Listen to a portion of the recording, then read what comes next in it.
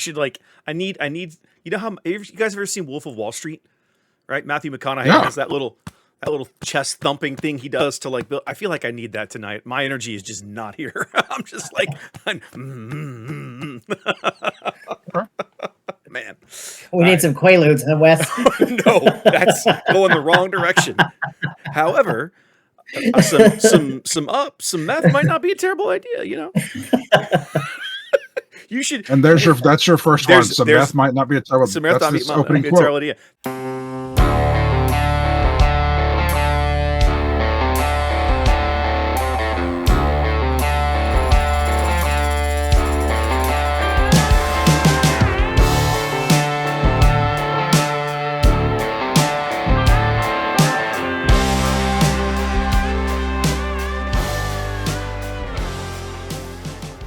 All right, welcome back, ladies and gentlemen, boys and girls, gamers of all ages. It's episode 13, lucky 13, of the On the Button podcast. My name's Wes, back with my boys Ian and Trey. Ian, how you doing tonight, my friend? Doing good, man. Doing good. Just relaxing, playing some games on Care Best. You've been sorting stuff? I see cards behind you. You got like all your little trays. I am almost done sorting all my cards. I have JTL left. And then they are actually all organized for once. There might be a chance that at the end of the night, all organized. Yeah, I feel really good. Really good. Oh, it's such an ordered mind. Oh, God, that feels so good. I've been doing that too. Collection maintenance is a real thing with TCGs. Like, this is something you have to invest in my opinion. It's a real deal. Yeah. I just got these plastic card sorters. My God, if you don't have these things, people, you have to get these. Amazon. Oh, God, they're fantastic. I've never used one in my life. Oh, they're so... If you do them alphabetically or you do them by, like, a certain card type, it is so fast to sort. Like, I'm flying sorting it now. It feels so good. If you have to handle bulk cards for a living, and I know, Trey, you've done a lot of that in your time, then those trays are probably handy. But for me, I'm just like... It's like, nah, shove it in the box. Like for years, it's like my organization has been by set. If it's in the, I used to organize by like set and by card type way back in the day when in the Decipher game, right?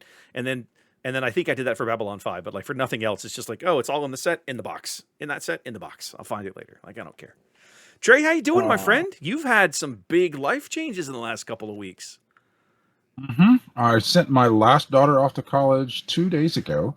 So now I'm sitting alone in a cold, dark house without children. And I'm very sad. Officially an empty But I have nester. I have plenty of free time. The wife left today. She went out and did a puzzle contest at a local brewery, and I've just been sitting here working it. And okay.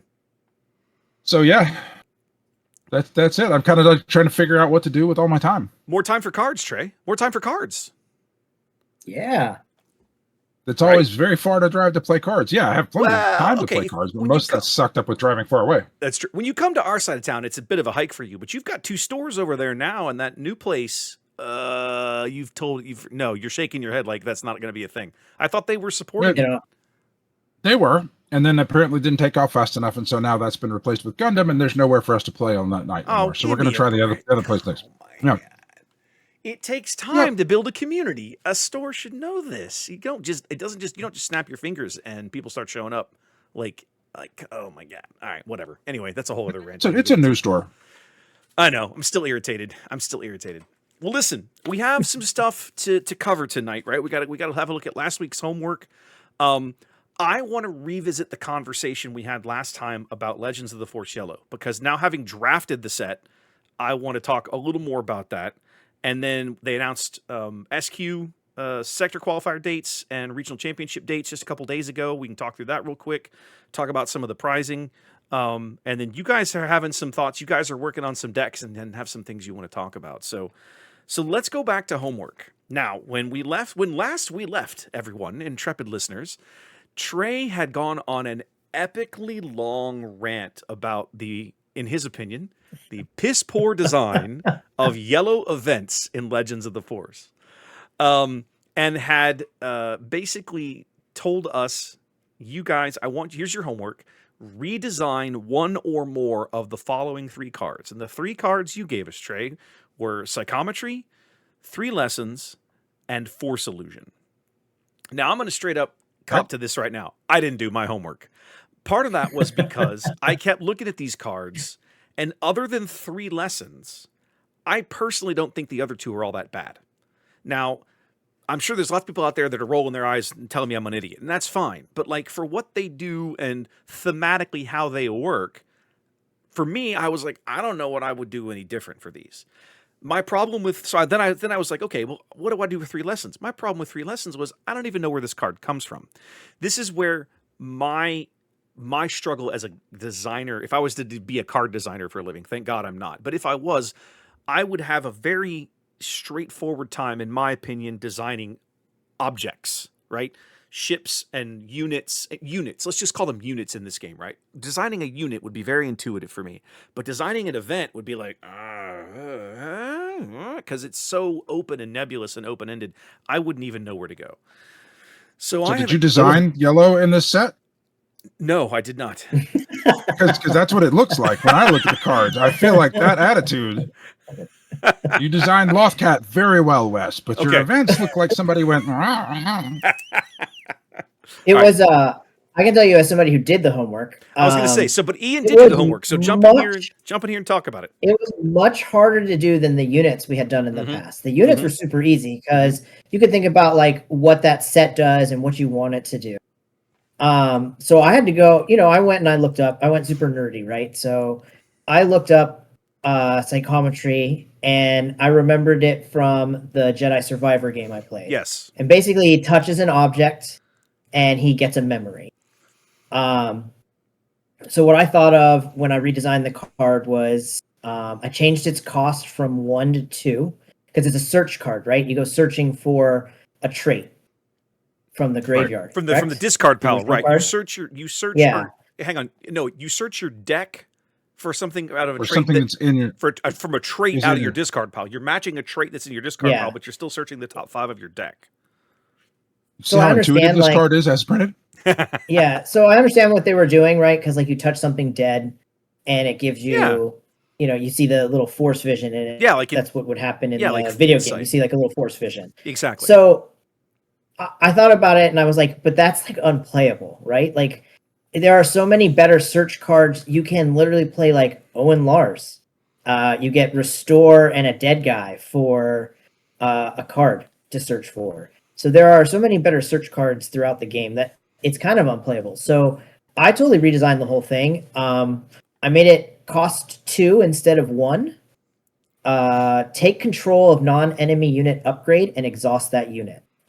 So my thought is you have to make the card playable. So technically you're touching something, I guess. You may not be getting a memory, but it makes it playable, especially in that set with all the non-unique upgrades, right? So like I could steal a corrupted saber and exhaust a unit. I thought it would make it more playable. I think because it was a rare, I thought that would be okay to do. Thoughts? All right. So you need to change the wording a little bit. You have take control of an enemy non-unique upgrade, but you don't actually move it. So you can control upgrades that are on your opponent's characters, and it still helps their characters. So you would want to like do the double blue Hondo thing where you take control of an upgrade and then move it to another unit. Yeah, move it to a unit. I know my wording's not great. It's just a templating thing. We know what you're going for. Yeah, it's a templating thing. We know exactly what you're trying. So, I mean, that makes it a playable card, right? Especially in like a sealed or draft version of this set. I like the. I think it does. So here's my thing. I like the effect, but I don't think it works for this particular card thematically for me. I'm a theme guy. That's how I look at almost everything, right? It totally breaks the theme. Yeah, if you can nail the theme of a card for me, even if the functionality is kind of garbage or it's not useful, I'll still look at the card and go, yeah, but it makes sense for what we're talking about. To me, that's where the original version of psychometry is. For what you're describing, the vision I have in my head is that scene from Empire where Vader sticks his hand out and force levitates the blaster out of Han's hand, right? So that's something like that. So to me, I like where you're going with the take control, use spot, whatever the word, if you control a force unit, steal an opponent's upgrade, right? Non-unique upgrade, and relocate it to one of your units. But to me, that would be like I don't know. I think we had a card like this in the old Decipher game. It was literally called like Force Levitate or something like that. So it's a There you cool go. force. I created a card that already Yeah. existed. Well, it's a cool force power, but So I then don't just think rename it. doesn't- Yeah, I don't think it would be like it wouldn't be psychometry, not to me. I do think you would want to add a use the force to this because the 2 seems I a like little that. cheap for this, but No, I like 3 is that. just too expensive. So I think 2 and use the force would be a good one. The other Okay. thing I'll point out, going back to your conversation about the original being unplayable, I disagree with you that the card we have now is unplayable, because in this hang on, in the confines of just playing this in limited, the trait you're most likely to look at is obviously force. But that is not, because it doesn't specify the trait, you get to choose what trait. Imagine a world, Ian, where you took that yellow card and you put it in your Tarkin deck. And you could now fish Imperials out of your deck. Any Imperial. That's I know trait. exactly what it's meant to do. That's a trait, but it doesn't make the card playable. The card, that whole style of card is it needs to be. They have a whole slew of cards that are look at the top few cards of your deck and take something of a particular trait. This one is kind of the wild card, asterisks to take whatever you want. But Like those almost never see play anywhere. Like that whole slew of cards is just poorly designed. Well, it needs to be higher. Maybe you draw it. Go ahead, Ian. To Wes's point, though, like there already is that card. Like when I play my Tarkin deck, I'm playing vehicles, right? Prepare to take off is a better one. I get to pull 2. I get 2. Exactly. Not 1, 2. So that's what I mean by search cards is there's so many better ones in the set. Just especially if you're playing outside the set. It might be playable draft or limited, but as soon as you go out of there, the card's completely out. Isn't it a rare? It is a rare. Yeah, it is a rare. I'm inclined to agree. I'm missing one. I'm inclined, and I'm not going searching for it. Yeah, I'm inclined to agree with that assessment of it. My point is simply that it's very, very open-ended. Now, to Trey's point, which is that we seem to get 1 or 2 of these, 1-ish on average in a set, and they're of dubious value. There, I agree. Go back and look at set 1, right? Set 1, we had a couple of these. You had Recruit in green, which for 1 says search the top 5 cards of your deck and take a unit into your hand. Why would I play this card? I don't understand the value of this card. Prepare for Takeoff, because I'm taking a 1-cost event and replacing it with a unit.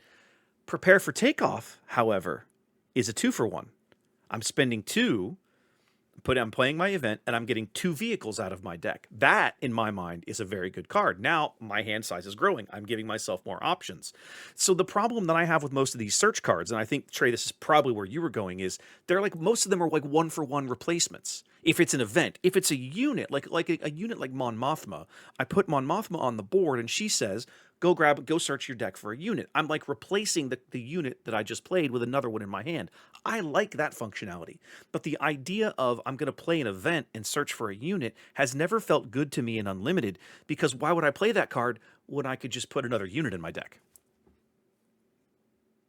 And no, they're just and everything you said is correct.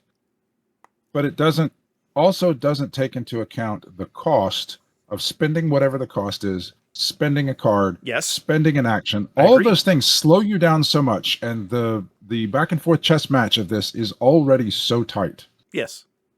There's no room. These cards have to be super powerful to be worth all of that cost, because the economy of actions and the way that you spend your actions and all of the things that go into spending those actions and resources fit into trying to play this game, just trying to win, even in a casual match. Like the whether you claim or whether you take that last action is always a huge decision.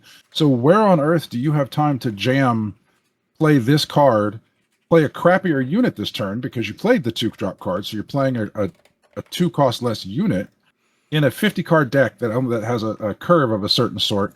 Like there's just no place in the structure of the game and the way the game actually plays out where these find a home, and this is a crappy one of those.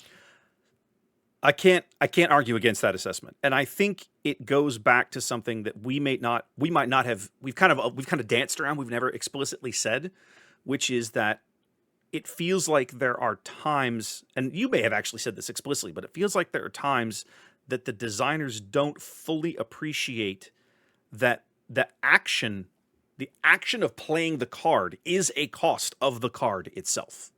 right?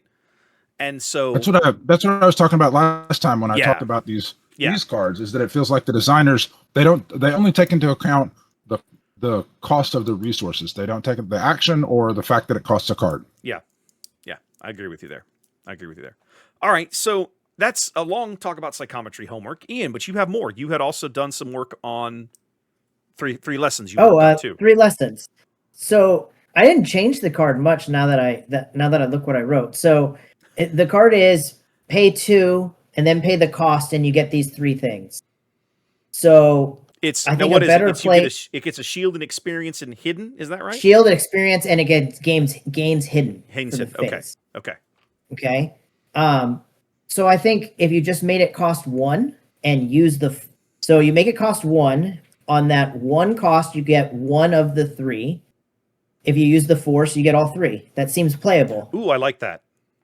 That a lot. You can play it for 1 and give a guy an experience token or a shield token, or give him hidden for the face. Or if you use the force and pay the 1, you get all 3.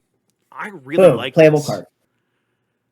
So now, my question is, my question with that is does it move it from a common card to a rare in SWU universe because of how much better it plays? Probably it would for me, but I like where you're going. I will always like cards like the double aspect cards out of set 1, right? That give you the option to choose from a menu, because those anytime that I get tactical flexibility and more options out of a card, I always automatically like, yes, this is cool. I like this.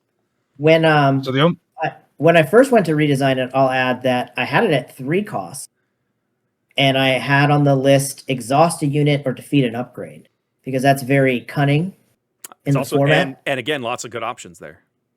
Yeah, so I kind of like that too. So okay, all right, Trey. So the only change that I would probably make to this is, I think, giving a unit hidden that is already on the board and your opponent gets to take an action before you can play this card. I think that's of extremely limited value. So what I would say, I would change this to pay 1, play a unit, pay its cost, and then give it one of these, or give it all 3 if you spend the resource. So you there you go. Playing the dude. Yeah. That immediately makes it rare, because it would go in lots of decks. Yeah, and again, the flexibility of it is really nice, because you can give it a shield. Or if you want, you can just go ham and give it all the crazy. I like this a lot. I really like this. This is cool. Maybe it costs 2. I think cost 2, play a unit, and give it 1 or all 3 of these. It already costs 2 for this effect. To me, the 1 cost for 1 effect is great, and then if you use the force, now I get all 3. That's what he's saying here. I like that. I think that's in the game mechanics. Using the force is like, based on their cards and how they design them, I feel it's equal to 1 cost using the force. The way that it works in the game, right?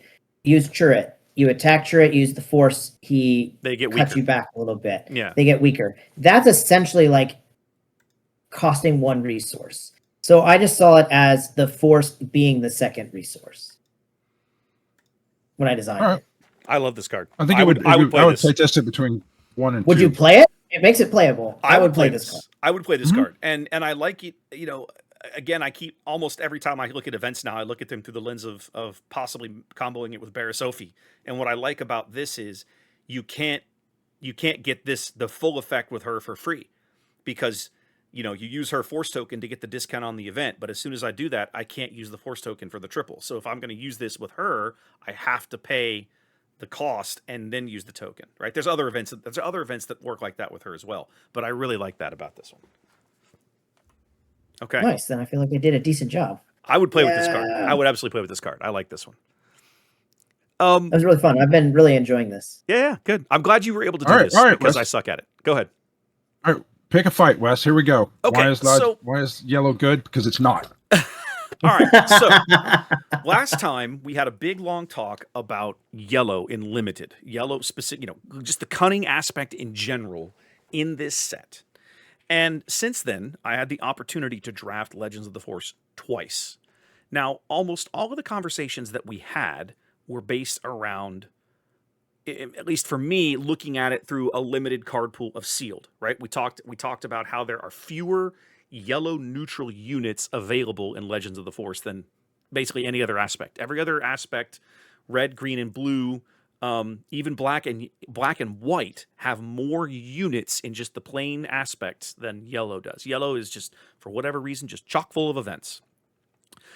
With that said, and so in sealed, I feel like everything we said last week is still really valid. There's a lot of junk in there that you should just avoid, like the plague. However, I drafted this set twice now, and the second one was particularly interesting to me because I forget what my leaders were, but I ended up very quickly determining I was going to play Hero Blue. I had Ahsoka, and I was like, okay, I'm going to end up playing Ahsoka. I think my first pack had an heirloom lightsaber in it, and it was like, okay, easy, draft that, move on. But as we were passing cards around this pod, this is the first pack. We got about 5, maybe 4 to 5 cards in. The pack comes to me, and there's a Qui-Gon in this pack. Legendary, yellow, white, Qui-Gon. And I had noticed that nobody was really drafting Hero Yellow. And at that point, I was like, okay, I'm in. So I started drafting Hero Yellow. I was the only person in the pod that drafted Hero Yellow. There are a lot of really good cards in Hero Yellow. Jedi Sentinel is very good. I had 3 N1 Starfighters. I had 2 of the Youngling Padawans. I had all kinds of great stuff out at a Depa Balaba, right? There's really good cards in there. And what I discovered is in a draft pod, there's nothing wrong with going into yellow if the cards are good and it doesn't look like anybody else is doing it, because the units that you're going to find are pretty solid. And this was after earlier in the same day I had drafted into Grand Inquisitor. Now, I had mixed success with that deck because it turns out that yellow-black is tough for different reasons. Yellow-white, however, is way easier to draft in the Force set. So if you find yourself drafting Legends of the Force, I'll get to you a second. Question. Yeah, go. Question. Go. Just real quick. How did you do? So I was 2-1. The loss that I had was to, you guys remember Sam from the PQ, right? Sam on Han to JTL Han Lake Country, right? He was a part of this, and he had gone into blue. Of course, blue being super popular, but he had actually managed to hit removal cards, right? He had like 2 shatter points and a crushing blow. Like that. Let's put it this way: my game with Sam was I opened with a Guardian of the Wills, and on turn 2 I put a heirloom lightsaber on it, and he immediately goes crushing blow. Okay, well, my game's over now. Like it was that fast. So removal still remains stupidly good in this format. But the bottom line is that I had fairly easy games the rest of the way through. And yellow can be very good if you're seeing cards and packs go by and people are not taking it. The message I would say is don't be afraid to draft into yellow as a secondary color. I don't know that I would draft it as a primary color because I don't think the leaders are all that awesome. I was actually quite disappointed in Grand Inquisitor. I was expecting him to be better than he was. I'm not a huge fan of Cal. He's okay, but like I think there's better. With that said, though, I was really impressed with the Hero Yellow. Like those are good cards. There's really good units in that. Depa's a great card. Depa's a great card. Qui-Gon won me a game, right? Qui-Gon won me the last game. Qui-Gon's a legendary. I'm aware. Of course he won you a game. He's a legendary. The point remains, right? It's a good card. And again, people. But it's not going to show up in draft. It did in mine. Okay, so you stole a bunch of other people's yellow draft that they're not going to get the Qui-Gon in. Just not going to have it. The point I'm trying to make is that everything we said about yellow in sealed is totally valid, but I think in the right situation, in the right draft pod, there's nothing wrong with it based on the evaluation you make at the table. I was never going to draft yellow. The only reason I did was because after 6 or 7 passes had gone by, it was very obvious from the cards that I'm being handed, nobody is drafting Hero Yellow in this pod. And I'm like, all right, look at the cards I'm seeing. I'm in. And I was very happy with the card pool I had. I had three Jedi Sentinels. That's a really good card. Were you able to pull a lot of those cards when you're getting 5 to 6 cards in your hand too? What do you mean 5 to 6 cards? What do you mean? like you get past 5 cards left, right? The last like 5 to like Oh, when I'm drafting, like I feel like the I see what most you're saying. important cards you're gonna pull are between like 8 and 4. Okay, Right? I When see you what you're get saying. 8 cards and 4 cards left, when they've already been picked through by the table once around, right? So you're getting to the second half. The short Were you answer still is pulling them then? the short answer is yes, because people were still not Okay. drafting it, and so at the end of the pack, I would get handed whatever garbage was left, and it a lot of times, sometimes at least, it lined up decently enough. So Okay. the units are what I'm All right. talking about. I still agree with Trey that the yellow events are kind of bleh, so I won't argue that point. That he's right there. Go ahead. Okay, so here's my response to that is that we are arguing the same thing, just Mhm. differently. Okay. So you drafted this and you said that yellow was your secondary color because people were passing the good cards. Yes. If you can draft yellow as a secondary color and have a small enough amount of yellow in your draft deck that you can just ignore that I'm going to choose a number, 80% of every unit is garbage, and you can just play the 1 or 2 or 3 good units, then yeah, it's fine. But you can't play it as a primary color because there just aren't enough good units. You get 2 Jedi Sentinels, which is a common, which is pretty good, and that's not that unusual. I didn't have any when I drafted, and I was primary yellow. Mhm. And at my point, Cal is trash, and most of the units are trash. So if you try to draft those units and you try to play a dominantly yellow deck I'm talking about the quantity of cards that you're playing, you're going to be filling your deck up with trash units. If you can play blue and throw some yellow in there and throw your 2 Jedi Sentinels and a couple of Youngling Padawans and like the 2-in-1 Starfighters and that's it, then that's great. But if you're trying to play a dominant deck where of your 30 cards, 20 of them are yellow, you're not going to get 20 good cards in I a agree with you draft that are any good to play with that. It has to be a secondary color because so much of yellow is trash. I mean, I won a draft previously where I drafted yellow as a secondary color too. I do disagree with you on the sealed.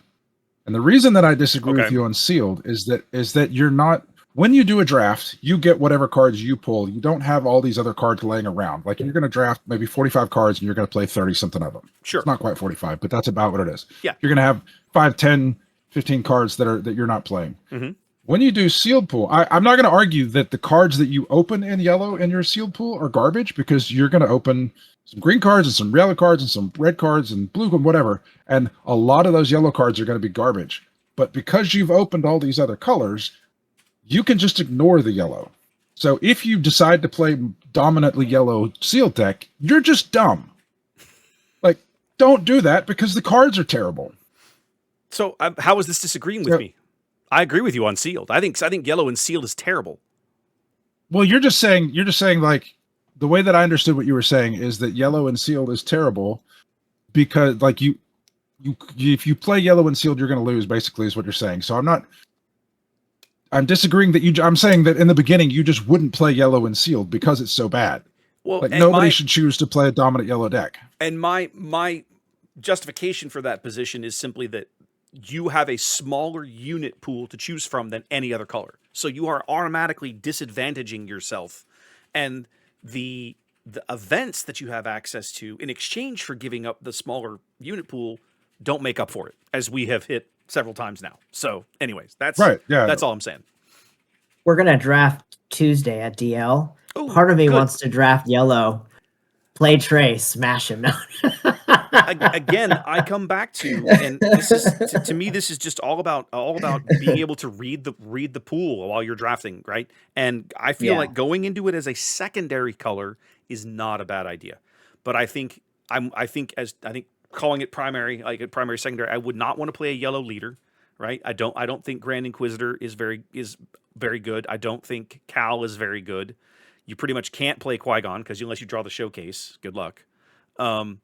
What's the other yellow villain one? Barris.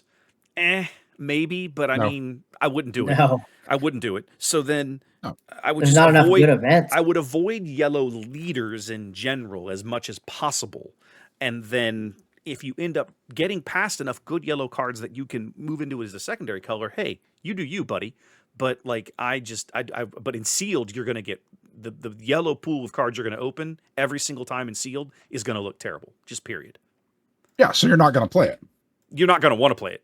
Trust me, you're not going to want to. You're going to look for any reason not to play those cards. Right. Yeah. Okay. Anyways, I wanted to hit that up because I think in draft I have a different opinion of the color. So, anyhow. No, we have the same opinion. Man, same opinion.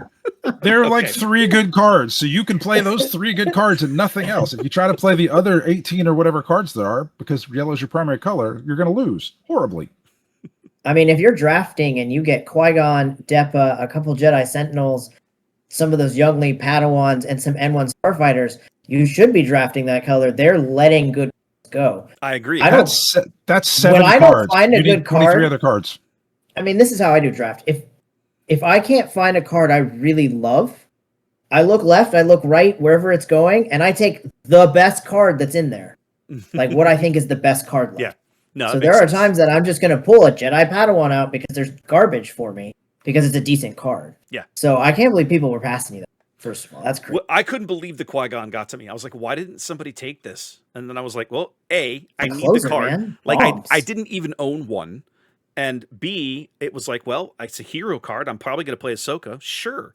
And like I said, it's a 7/5. You can literally 2-for-1 somebody with it if you ambush the right thing, which is what happened. And it was magnifique. So yeah, that was a good one. Here's some basic advice in draft and seal. Don't pass bombs, bro. Don't pass bombs. I mean, I'm with you. You're giving up games. I'm with you. Okay. Crazy.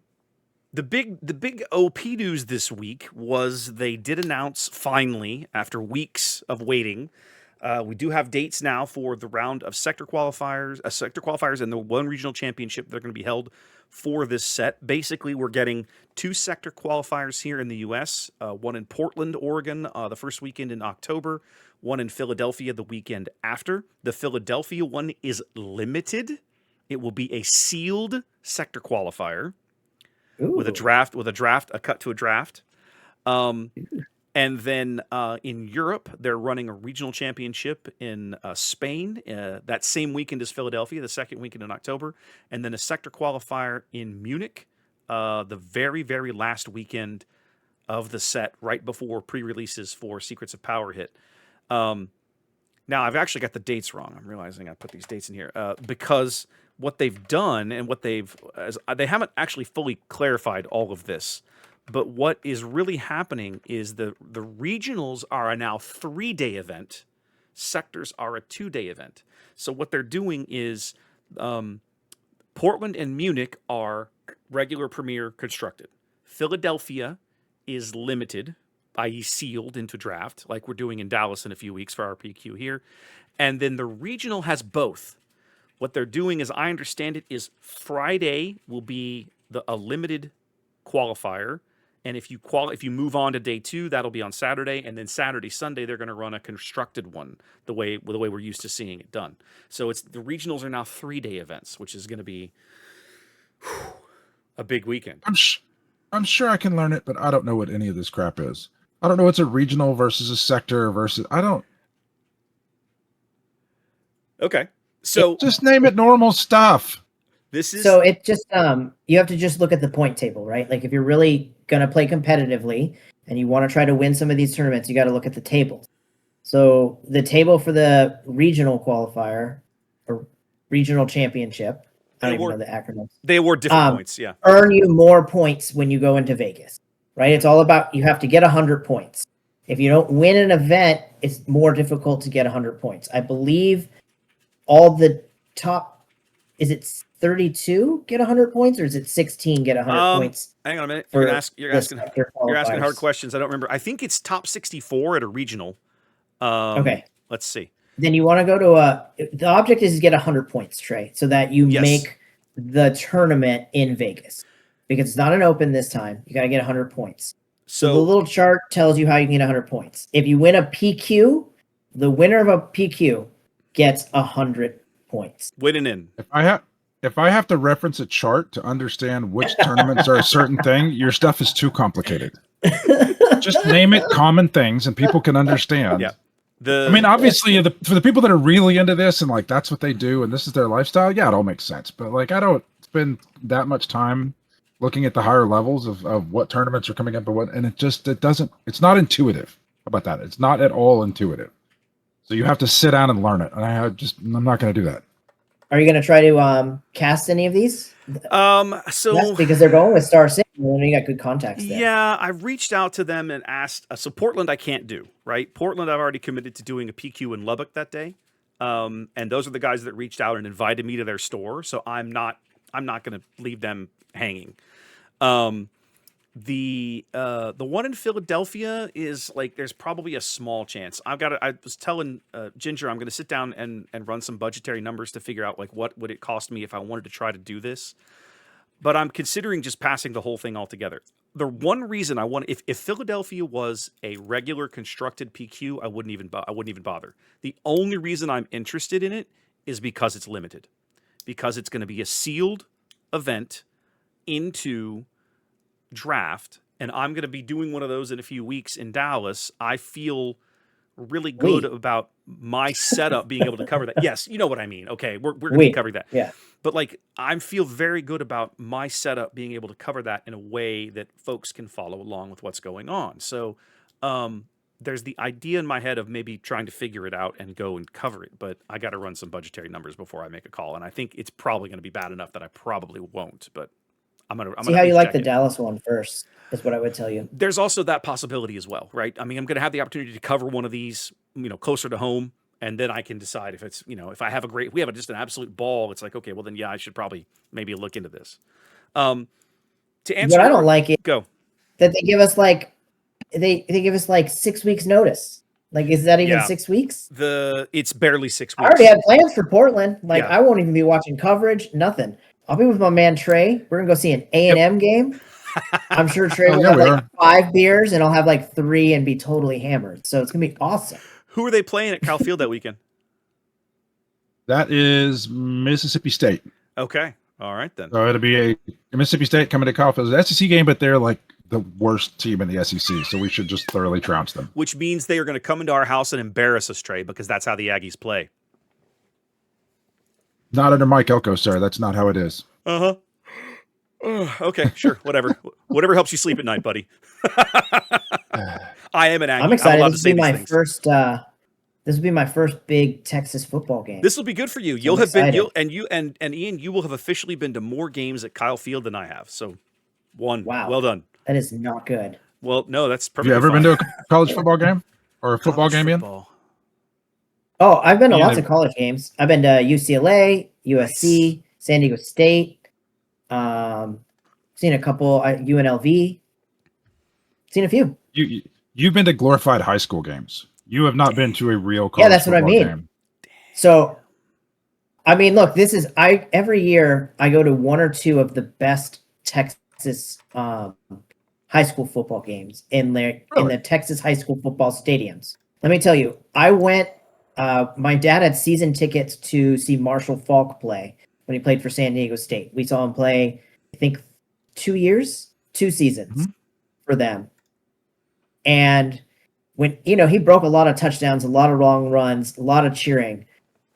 I had never heard anything as loud as a Texas State high school football game in like this 30,000 person stadium.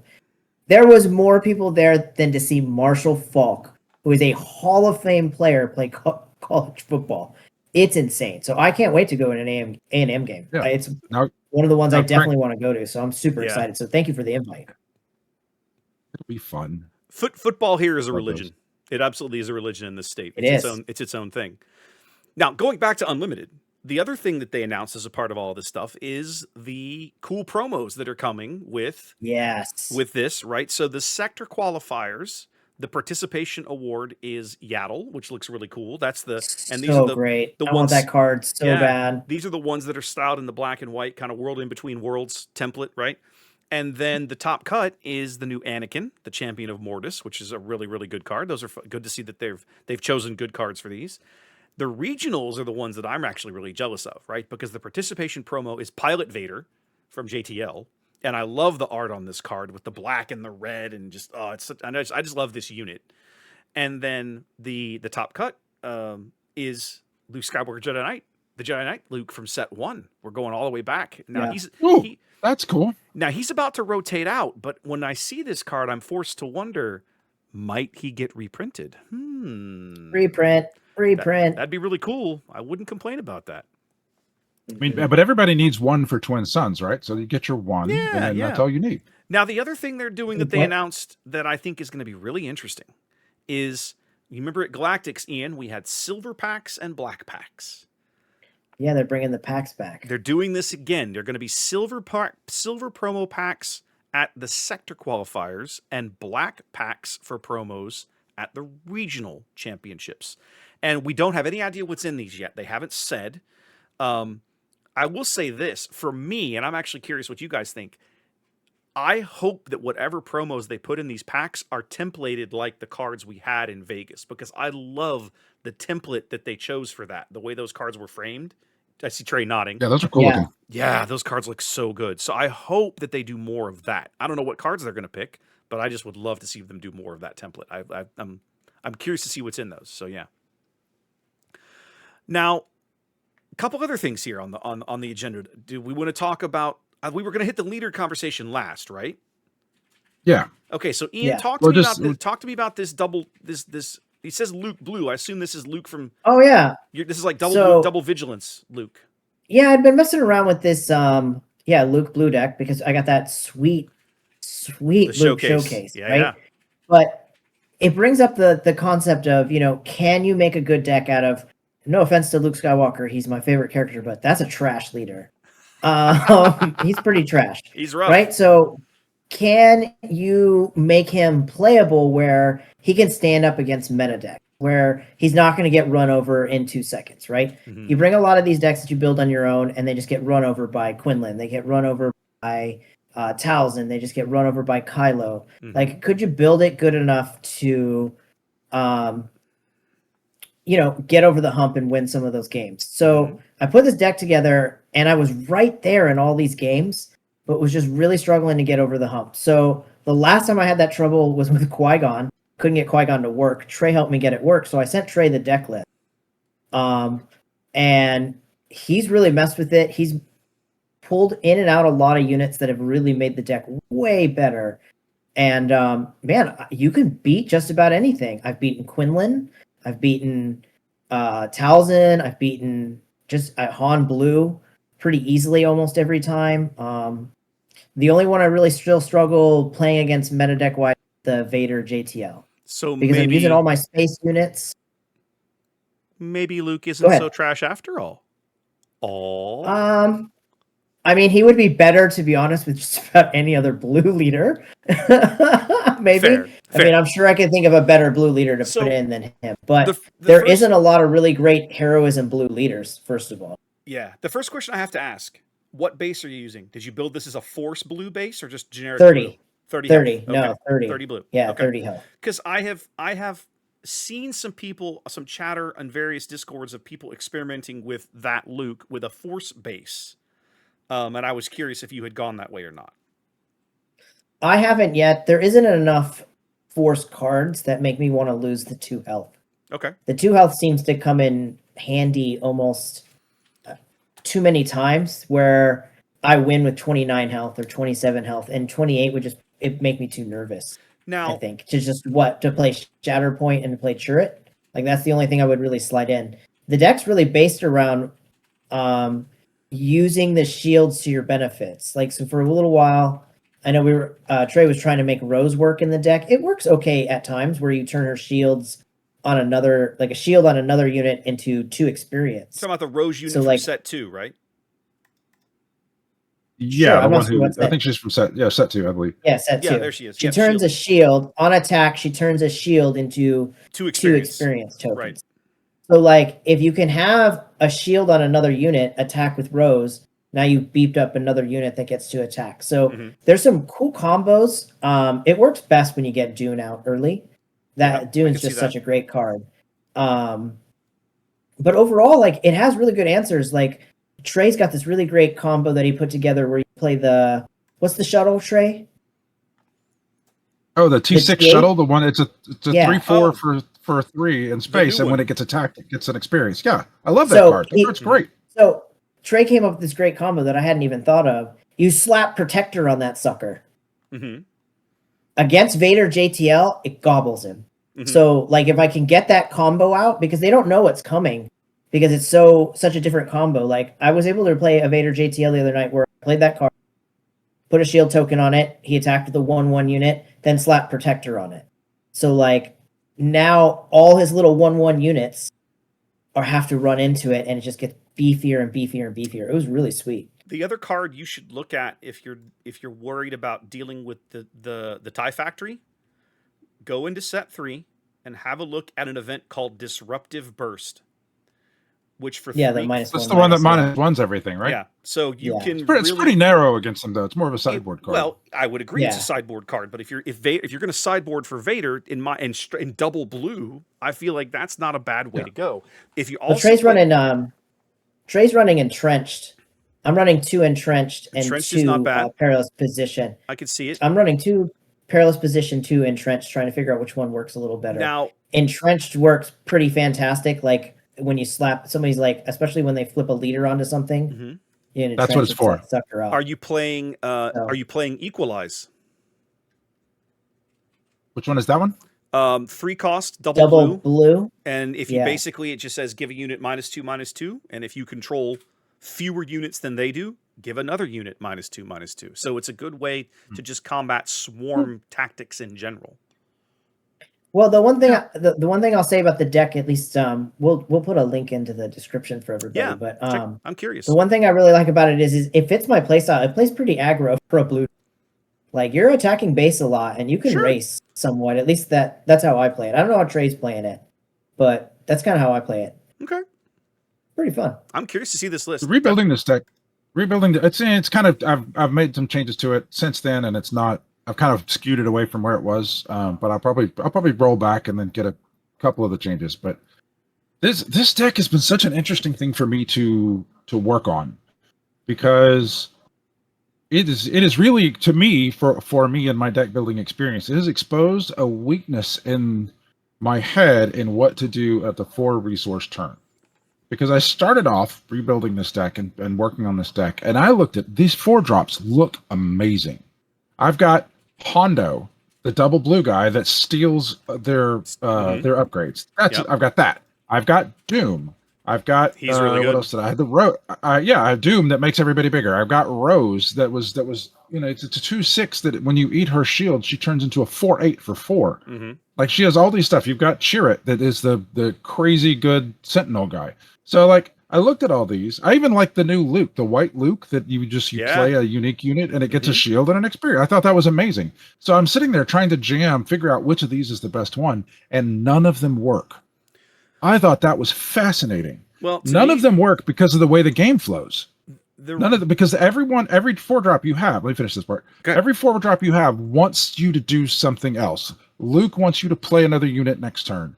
Doom needs to have dudes survive until the end of the turn. Hondo cares if they've got upgrades. Mm-hmm. Like and then he doesn't work until you attack. And then Rose has to attack. And I've found as I play this deck, every time I get to that 4 resource turn, I instead of wanting to just continue to build my board with somebody that's going to be amazing next turn, I really want to do something to stop what they're doing or make my guys better right now, not next turn. And so every time I play and I get to that point and I'm like, I can play Doom, but then I'm going to lose all my guys because the way the board is developed, it's not equitable, and they can just smash all my guys and then Doom does nothing. Or if I drop Rose, they just knock all my shields off and then keep going, and so it doesn't really do anything. It's just the board state that I get to when on the 3rd turn, on the 4 resource turn, has led me to, and it's led me to figure out that even though there are all these amazing 4s, I never want to play any of them all. I always want to be doing something else on that turn. Something to shore up the guys that I've got, something to disrupt what they're doing. I don't want to spend 4 resources on turn 4 playing a dude. If I can't play Dune, I'm playing Vigilance is what I'm trying to play. So I'm gonna ask a question. The reason I asked about the 4 space, right, is because the Itinerant Warrior out of this latest set is arguably one of the best 4-drops you could be playing, right? You're getting a 4/4 shielded, and you're getting the opportunity to heal depending on if you have a Force token or not. That can be really good, and he's really good. He's good at any point in the game you draw him. That is a good card. because it got that quick heal when he hits the board. So that's probably my next step in involving this is I hadn't gone to a force base yet, because I'll look at the force package with Chirrut, with the Itinerant Warrior, with Shatterpoint. So I'm gonna give that one the go next. Give it a go. I think I'm willing to put a few bucks down that says you'll have a little more success with it. Now, it's interesting to me as a Phasma player that you talk about the 4 resource turn, because I've had to spend an inordinate amount of time wrapping my brain around the 4 resource turn for Phasma for different reasons, because Phasma doesn't have any 4 resource plays at all. There is no 4-costed first order unit in the game. So going into that turn, you have to figure out, am I going to double up? Am I going to play 2 2-drops or a 3-1? Or am I going to just play a 3-drop and just, deal? Maybe I have a timely intervention. Maybe I want to ambush in a 3-drop. Maybe ambush in a Knight of Rin or something. The bottom line is you have to figure out a way for that turn to be useful without putting a full 4-drop on the board, because you just don't have one to get work off of her game text. That is one thing that works with this Luke deck is I can play a 3-drop and then use Luke for 1 to give it a shield. That is a thing that I can do. But it sounds like with Phasma, you don't even have that. You don't. Phasma's just a tap. You don't. And the thing is, what I have learned, right, going into that round, because of course the play that you want to be making with Phasma on the 5 resource turn is dropping the Phasma, ambushing out the Phasma unit and handing out 2 of her little +2/+2 buffs to something. So for me, then, what I want to be doing in that deck is going wide. The 4 resource turn as Phasma is the turn that I want to put down 2 units. Right? I want to put a 3 and a 1 or a couple of 2s on the board, however I get there, whatever combo that works out to be. One of the other things that I've been messing around with is, and you saw some of it, the little cheapy +2+, the tactical advantage, right? It's a 1-cost green event, give a unit +2/+2. I've mixed a few of those into the deck to mess around with for that turn for the same reason, so that maybe if I don't have a unit, I can at least go, all right, well, I'll play a 3-drop and then buff something else for this one round and get a little more value out of it, maybe keep it on the board, and then keep going. So I've had to work through that. So I feel your pain on 4 resource rounds, believe me. So do you do anything in that deck to try to draw cards so that you're not behind on cards, or do you just you're just down cards going into the 5th resource turn? Ian knows this because he was there Dragon's Lair about 10 days ago, but I did not have a very good night playing Unlimited, and I was very, very mad. And I pretty much haven't played since. And one of the reasons for that is I'm sorry, bud. That's all right. I keep looking at Phasma like, this deck is so much fun, but it's just not good enough. How do I fix it?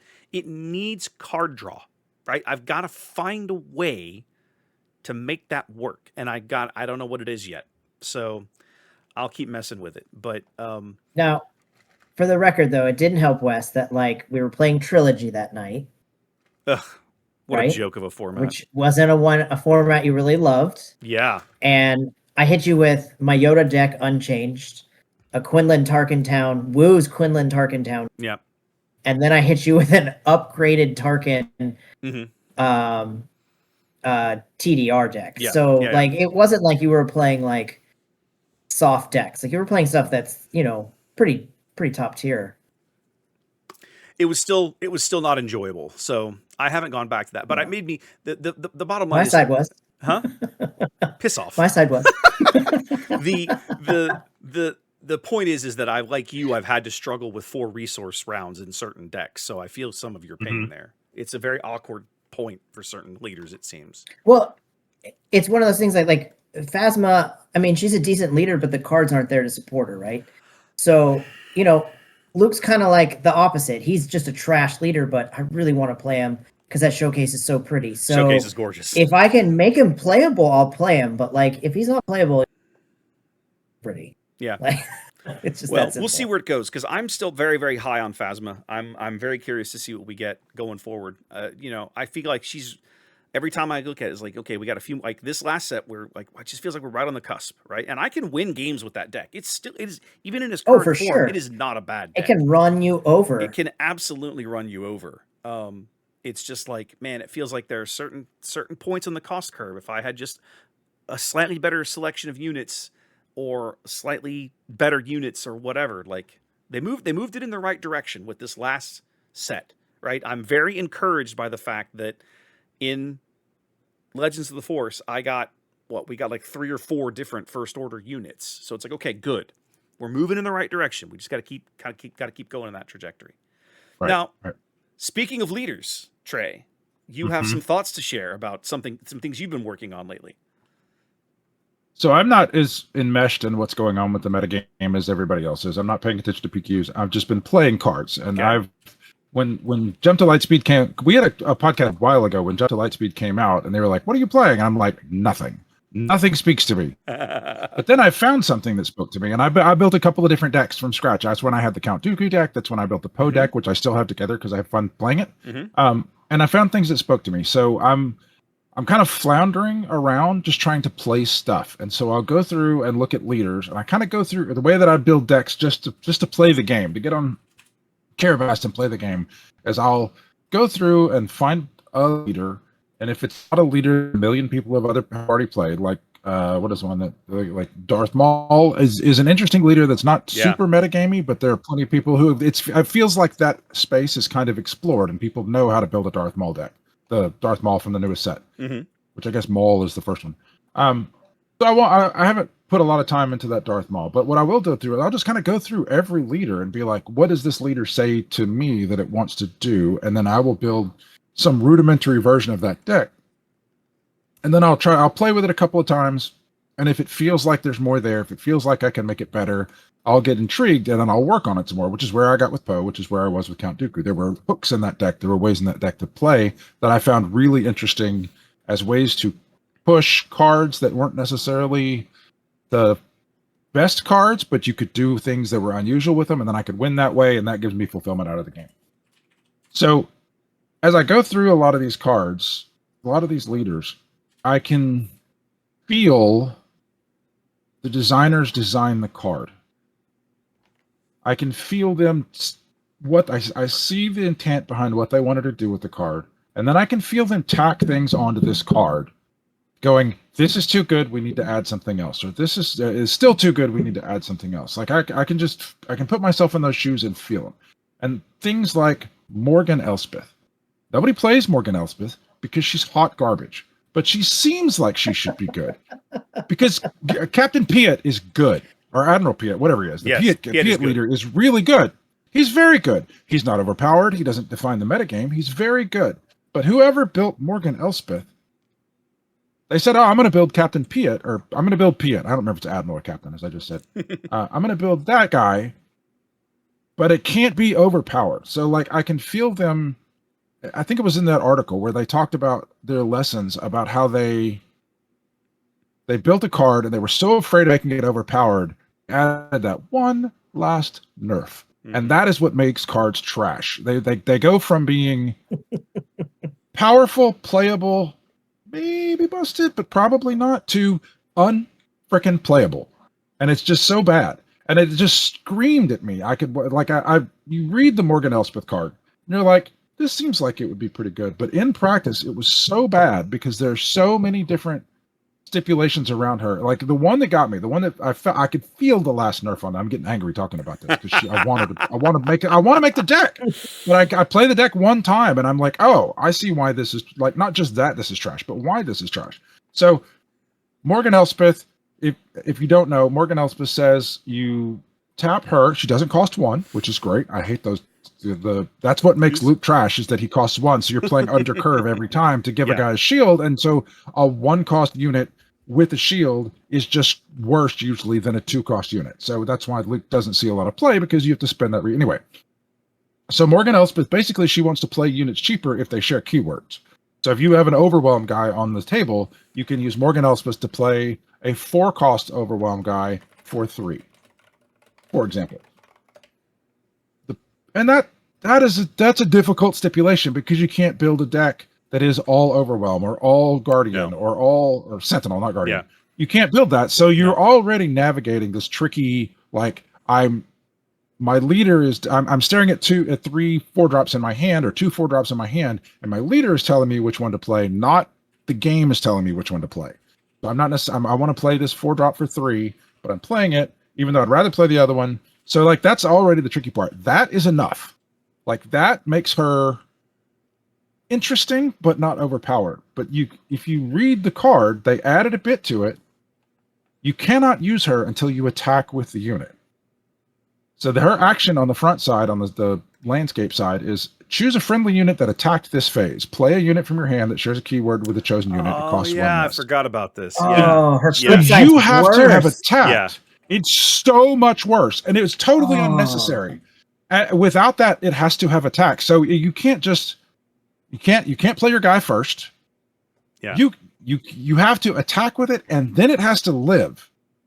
And so you could just like that. It was a hidden piece that I didn't see until I sat down and I played with it in Constructed, and I was like, oh, even though I took the initiative and I attacked with the guy, they just attack back, kill my guy, and she's blank. She does nothing. And so it's just infuriating to sit and mesh myself in a game. Like this is kind of my hobby now. These are one of these games where it becomes, that's the lifestyle game is what I call it when I've talked about some other games. Like this is what I do is I sit and think about this game, and to see FFG have a game of this potential and then hork it up intentionally on 40% of the cards. Like, I'm just so disappointed in what it could have been. Like, it's already great. It's not Destiny, but it's already great. And it's so much stuff to do. But how much better would it have been if the cards, if they just stopped themselves from making the last nerf, that last little nerf to make so many cards unplayable. And it is infuriating to be like, I could go sit down, I can go grab some, and I do sometimes just to see what other decks do. Just grab some deck that somebody else made that everybody knows is good and sit down, and then but I'm not getting the enjoyment. My fulfillment from this game is crafting a weapon, and then beating people with that weapon. Even if I lose, if I lose in an interesting way and it kind of does what I wanted, I did it with my weapon, and I can take somebody else's weapon and maneuver the cards, and I can win, and that's kind of fun, but it's also not nearly as fulfilling as doing it myself. And so for them to just a lot of this game is the exploration. A lot of this type of game is the exploration. They lay out this puzzle in front of you of all these, through 250 pieces they add to the puzzle every time they release a set, and you get to assemble the puzzle to try and solve. And it's the exploration of what cards you like and what themes you like. And to have them just screw up so many of the pieces and dramatically shrink the pile of usable pieces to make your weapon with, to solve your puzzle and explore with, is infuriating. That's what I have to say about it. Okay. I mean, if I was somebody that didn't care and I just grabbed a deck and that was where I got my fulfillment, was just moving cards around and playing the game, I wouldn't care. But as somebody that wants to explore the game, to constantly spend time looking at a card and being like, oh, maybe I can use this, and just have it be a complete waste of time because they consciously made a decision to make it worse and make it unplayable. It just makes me mad. Yeah. It's interesting to hear you kind of phrase it in those terms, right? Like, so many times, how many times we looked at a leader. Leaders are the easy example because they're one of the most visible things in the game. You build decks around them. You look at a leader and you go, oh, this leader would be so much better if we took this little thing out, or we added this, or it cost one less. Grand Inquisitor from set 1 is a perfect example, right? There's absolutely... Oh, he needs to flip on 5. Yes, there's no flaming reason. Just needs to flip on 5. There is no flaming reason on the planet he should be a 6 deploy leader for a 3/6 unit. That's insane. And yet, here we are. So it's like, I sympathize with the sentiment, and it's interesting to hear you put it that way, because it's as you look at it through that lens, it's very easy to start going back and identifying cards that got screwed by this mentality. Right. Yeah. So here's where I sit with Grand Inquisitor. I will forgive the early sets more than I forgive the late sets. Grand Inquisitor could have been better. There are a bunch of leaders in the first set and the second set that could have been better, but I will also make some allowances because these are human beings that are designing these sets. And the game is new to them when they're designing the cards. It's even newer to them designing the cards than it is for us playing the game when we get the cards. And so, because they're having to like forge the path through the forest of how do you do this? How do you make a leader? What determines whether a leader should flip on 6 or 5?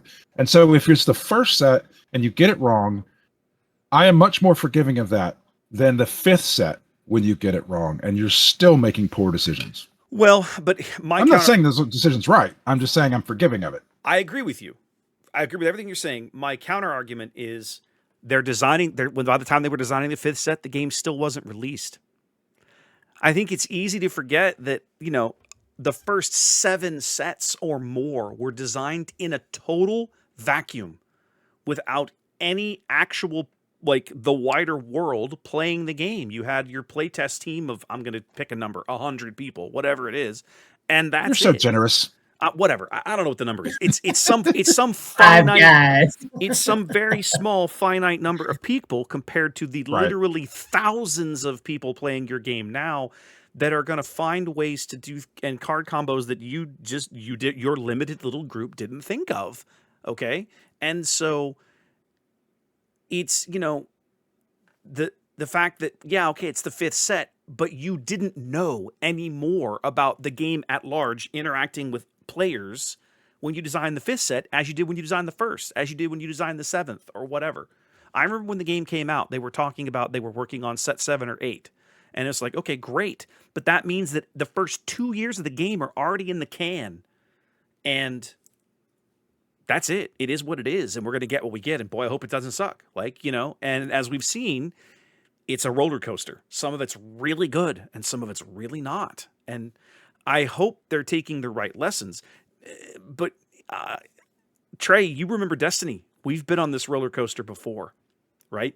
You remember how rocky Destiny was, right? Set 1, Awakenings came out, and there were some pretty good cards in there and some pretty good decks, and then everybody was super hyped for the 2nd set, and it was like, what is this? There were so many cards in the 2nd set, and the 3rd set was kind of meh, and it was until we got 4 or 5 sets in that finally it felt like they had kind of found the right power level and balance for where the game should be. And it was 4 or 5 sets in. Huh? Yes, but they were not designing those that far in advance before.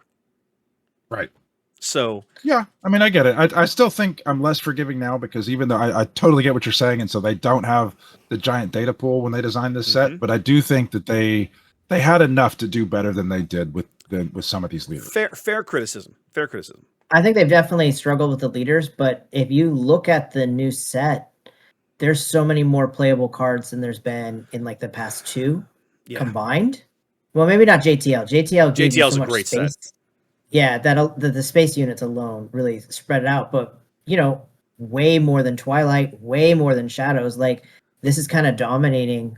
At least most of the meta decks have a lot of these new cards in them. So, I mean, maybe they're getting there. Their leaders, some of their leaders are still trash, but I think Trey's right. I think they look at them and they're like, well, we can't make I guess I don't know. If they tested that far in advance and they didn't understand that set 1 Boba was completely outclassed everybody, and they didn't understand that Django outclassed everybody, I have no real hope for future leaders. We're going to be playing this game with, really struggling to find really great leaders. And when the community finds a great leader, they're going to break it. That's 100%. What they do best at this point. 100%.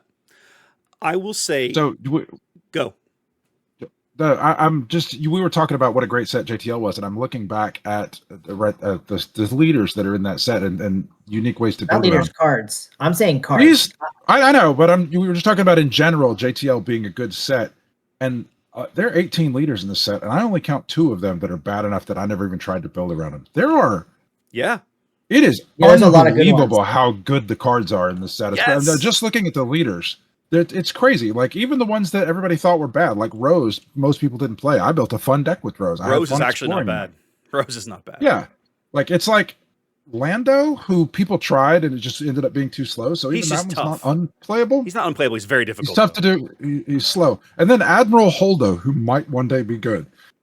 Every other one, Wedge, Boba, Captain Phasma, Major Von Rag, Luke Skywalker in the air, Poe in the air, Trench, who most people don't play, but he is sitting there as a landmine waiting. Yeah. If Trench is sitting there as a landmine, he is the chokehold on control because somebody's going to break that guy someday.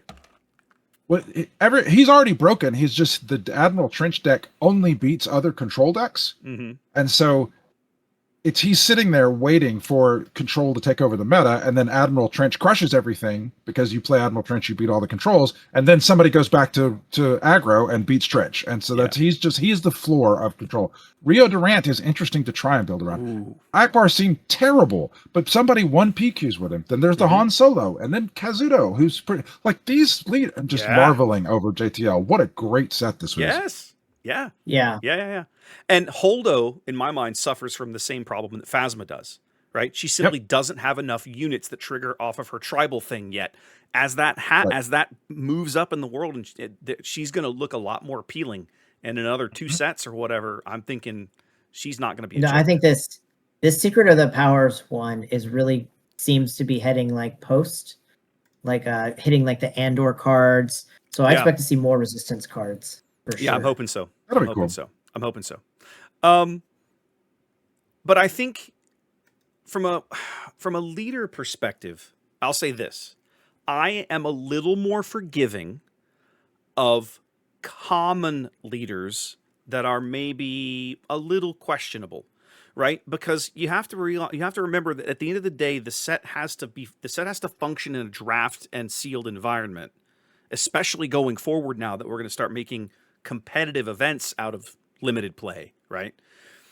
So the common leaders need to at least be solid enough that they're functional in a draft environment.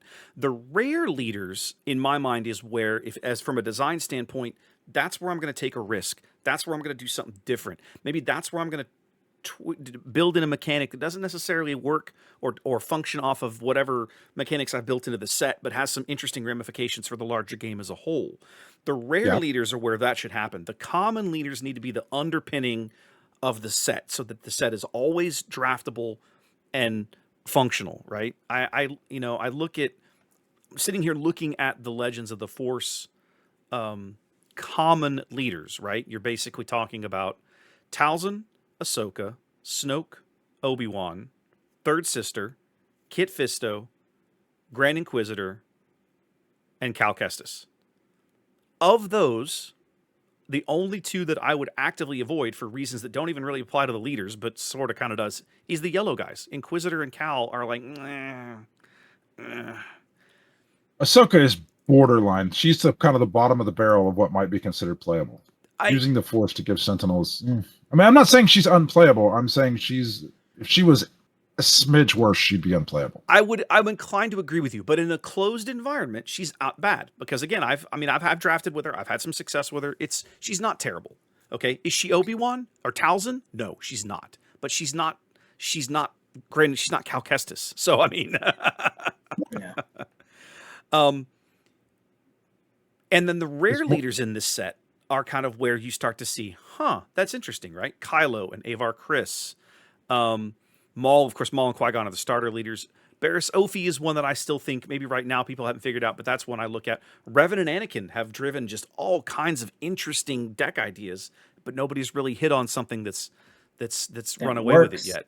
The new Rey leader is like, and it irritates me because that showcase is probably one of the best looking showcases in the set. And the leader's just kind of like, why? Why is this good? So it's a very mixed bag. The leaders in this set, most of them are trash playing in Premier format. Like you can't. Like Kanan, no, I haven't seen anybody build a deck. I haven't played against a deck that this blows me away. I mean, I've played against a bunch and I'm just like, this is okay. Like I haven't seen anything that I'm just like, wow, this is gonna win all the games. Like, oh no, there's just none of that.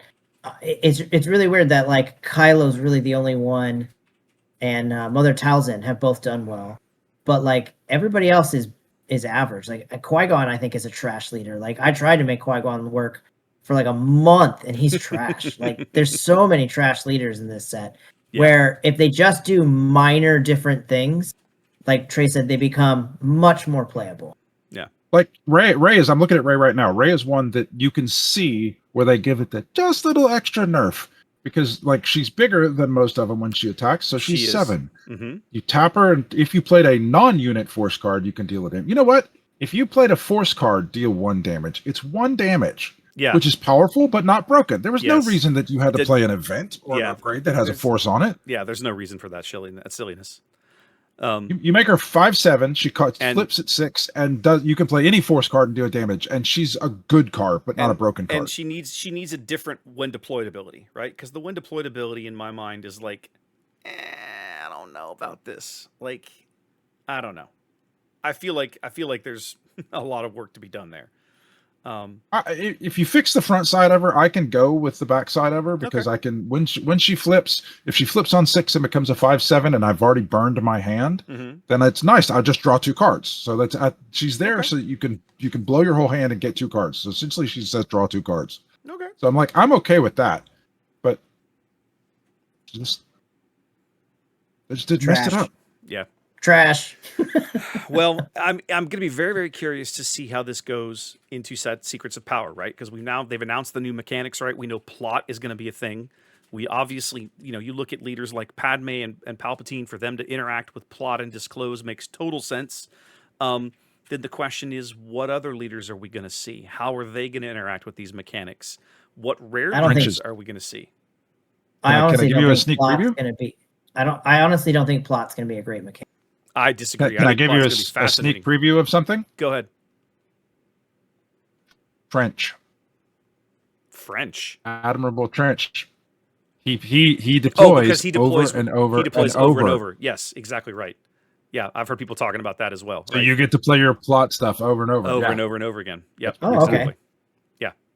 Plot just seems like smuggle on one turn. Like that's how I'm kind of seeing it right now. It is, but they've already shown us ways that you can manipulate and play plot cards from the row with other things, right? It's meant to function off your leader deploy, but it doesn't only function off the leader deploy, right? But if this is the only set that has plot, there I can't help you, my friend, because that's the way of the Force. yeah. All right, boys. Anything else we want to hit this week? It feels like we've had some good. We talked for a lot longer than I thought we would when we started. Yeah. Oh, man, it's So like we always sit down. Sometimes we'll sit down and have a lot listed, and sometimes we'll have a little bit listed. But we always just chatting with your boys about the game we love. This was good. This was good. All right, guys. Well, listen. Thanks for tuning in. I have to do. Wait. Go. Wait. What? Go. Wait, I want to give my plug for how to get back with us. Oh, okay. are you okay with that? No, do the thing. All right. Yeah. So a lot of places a lot of these podcasts will have Patreons, which we don't have. They'll have their own Discord server, which it's not that we don't have a Discord server. It's that we all have our own Discord server. So I run one for the guys here locally in Houston. Wes runs his for his Sea Raptor streaming. And so we all kind of have our own thing.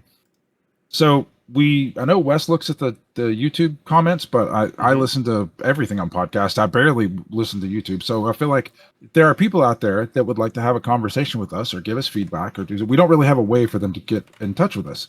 So instead of starting another Discord server or trying to set up some email address that we all monitor or anything, I've got kind of a shared channel on Discord that I've got set up. And I've got the first half of it first member of it set to my local Houston Star Wars Unlimited Discord, but I've got it set up so that anybody with a Discord server can join it. So if you have a local SWU Discord that you're a part of and you want to add our channel so that you can talk to us and talk to each other, the unit, I've got this set up. So there's a bot that needs to be, it's a very simple bot that needs to be added to your Discord server. And I've got a link. You just go to discord.onthebutton.xyz. So it's not .net or .com or .org or any of those. It's discord.onthebutton.xyz will take you straight to a bot server or a bot for Discord, and you just invite it to your server. You have to add, or if you're not an admin on that, you have that, and then there's instructions on it on how to join the channel, and you just join. You have your admin choose whatever channel is going to be your on the button Discord chat, and they join it to. It's called OTB Pod Chat, and when you read the instructions on how to use this bot, that'll make sense. That you're gonna select a channel to join to, and you're gonna have that channel join to OTB on the button OTB Pod Chat, and when you do that, then you'll be chatting with us on our servers on your local server. Okay. So we'll see if anybody actually does that, but I got it all set up. We'll try and figure it out. You sent me some stuff on this, Trey, but I have not looked or messed with it yet, so I'll do that tomorrow, and we'll see if we can get it working. Cool. Mhm. In the meantime, I have to give the obligatory plug for the like and subscribe and all the rest of that stuff. But whatever platform you guys listen to us on, thanks for hanging out with us. So appreciate you guys. All right, we good? Hang it up for a spell. Sure. All right, we're going to record another one of these. Okay, we're going to record again right before the Dallas PQ. So that'll be, and we'll have all drafted since then. So we'll do some more talking Yeah. about limited and draft and everything right before we head into Dallas. So that'll be good. Excellent. Cool. All right, guys. Everybody, y'all take care. We'll see you next time. Peace.